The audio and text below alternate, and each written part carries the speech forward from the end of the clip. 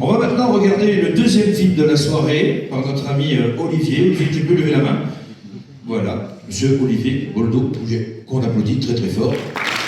Bonjour. Moi c'est Olivier et pour me présenter, je vais parler de ma première chute pendant un voyage moto. Et non, c'était pas à moto, c'était en hamac. En l'occurrence, c'était un accident de bivouac. Et donc, au moment de m'asseoir dedans, j'ai chuté. Voilà, je suis tombé au sol, je me suis vautré. Est-ce que ça m'a découragé? Pas du tout. Ce soir-là, j'avais vraiment la sensation de faire quelque chose, en tout cas pour l'époque, d'extraordinaire. Et depuis cette chute, je suis tombé amoureux de mon temps libre. Effectivement, il m'a permis d'aller visiter le granit breton et le caca normand, de gravir les monts alpins et de visiter les volcans d'Auvergne. J'ai dormi près des lacs du Morvan et j'ai roulé parmi les marais de la Brenne. Et puis, on ne parle pas que de la belle saison, moi, je veux dire, le givre du plateau de Livache et les neiges du Morvan n'ont rien à envier aux beaux jours du printemps et aux feuilles caramélisées de l'automne. Bon, attends, je suis en train de dire un poète là? Non, par contre, une chose que je peux te dire, et ça c'est sûr, c'est que je suis un éternel enthousiaste et qu'en fait j'ai le permis moto depuis 1 an et demi. Et tu l'auras compris, la France est mon terrain de jeu. Et moi ce que j'adore, c'est tous ces gens qui me racontent à quel point la France est belle.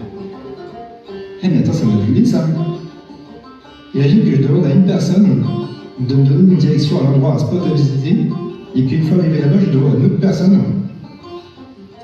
Ce qui est, c'est qu'en plus, j'aurais pas trop de bouc à faire. J'aurais juste à écouter les gens qui aiment la France. Et allez, c'est parti.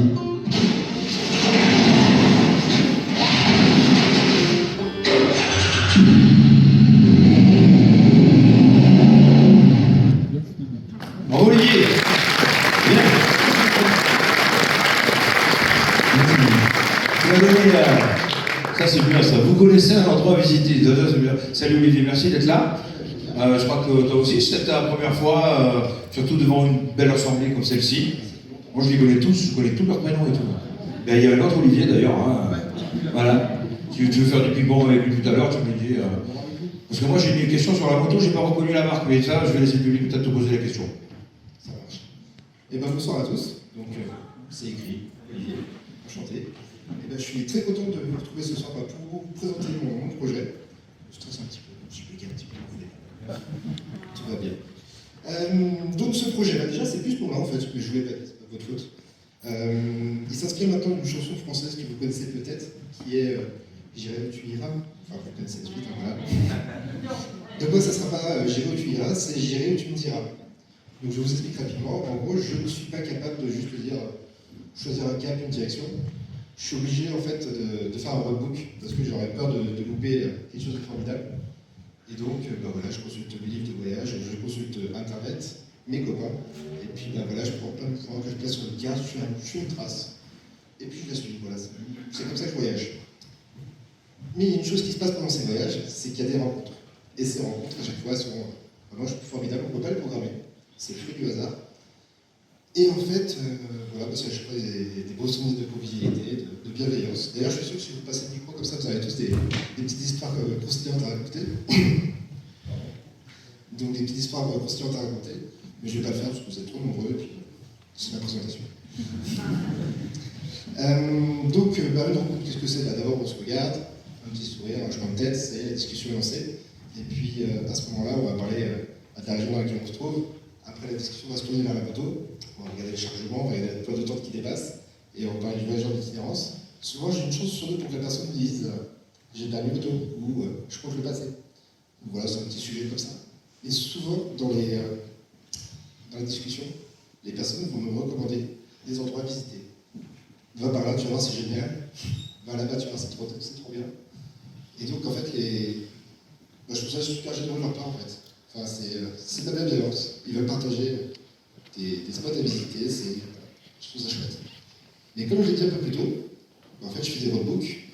Et si l'aventure, en fait, la proposition qu'on fait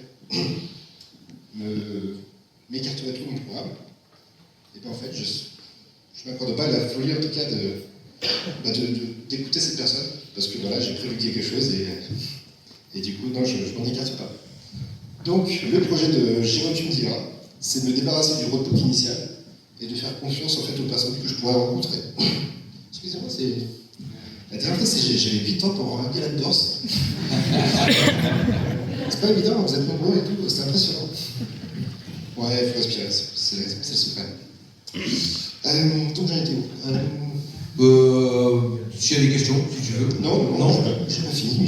Ah, t'as pas fini? J'ai pas fini parce que Tu défends bien ton projet, ça c'est bien, c'est très appréciable. Il est prolixe, ça.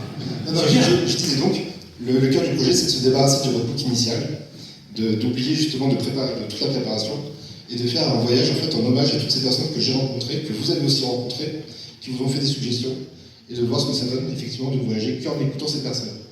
Voilà, je suis sûr que je vais tomber sur des bonnes surprises. Et puis, voilà, c'est tout pour moi.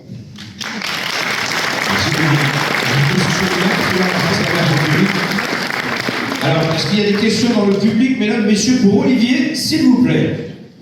Put your hands up in the air, voilà, il y en a.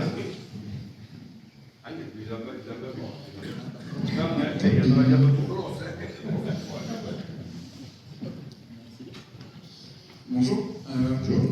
Du coup, je me posais la question de combien de temps tu t'accordais pour faire tout ça? Ça reste à définir, un mois, 2 semaines, je ne sais pas. Pour l'instant, il y a encore beaucoup de paramètres. Notamment, je vais pouvoir répondre tout de suite à une question, c'est le départ. D'où est-ce que je vais partir? Je ne peux pas choisir non plus. Ça sera sûrement à faire, peut-être via des votes via Internet, je ne sais pas. Peut-être que... Enfin voilà, je ne veux rien choisir pendant ce voyage. En tout cas, pas par moi. D'autres questions là, moi devant.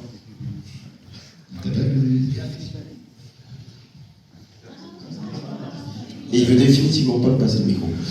C'est un complot. Non, je me posais une question, bon, je trouve superbe, poste de limite. Malheureusement, le monde extérieur souvent nous en met, ne serait-ce que financière. Je reviens à quelque chose de très trivial. Est-ce que si quelqu'un croisé dit ah, j'ai vu un truc super, c'est à Vladivostok, qu'est-ce qui se passe? Alors, dans la vidéo, très bien, très bonne question. Dans la question, j'ai dit j'ai qu'à écouter les gens qui aiment la France. Je m'attends à... Il va falloir quand même rester raisonnable. Et globalement, quand à chaque fois j'ai des recommandations, les personnes me parlent des alentours. Après, éventuellement, il y a toujours un qui dit ouais, mais chez moi en Bretagne, c'est vachement mieux. Ça arrive. Mais en tout cas, j'ai parlé de la France, pourquoi pas que la France. Personnellement, je n'ai roulé actuellement que en France. Voilà, j'ai une fois c'est dit sur un événement organisé. Mais de mon propre chef, je n'ai voyagé qu'en France. J'ai évité de prendre les pieds dedans. Et si d'aventure on me dit bah, tiens, passe la frontière espagnole ou passe la frontière allemande, selon le point de départ, pourquoi pas? Je m'y ouvre. Vladivostok, non. Je sais pas trop comment tu penses. Quelle idée? D'autres questions, mesdames, messieurs? Oui, oui, merci. La moto, qu'est-ce que c'est? La moto, eh bien, j'ai commencé avec une CB 125R. Voilà, j'ai passé un petit peu de temps avec. Et après, j'ai enchaîné sur un Street Scrambler 900 donc c'est chez Triumph. Voilà, donc un petit bout de moto que j'affectionne. D'accord. Et qui me permet d'aller un petit peu riche. Aussi. Et de faire le performance. De l'off-road avec. D'autres questions, mesdames, messieurs, pour Olivier? Non? Merci Olivier. On a applaudissé.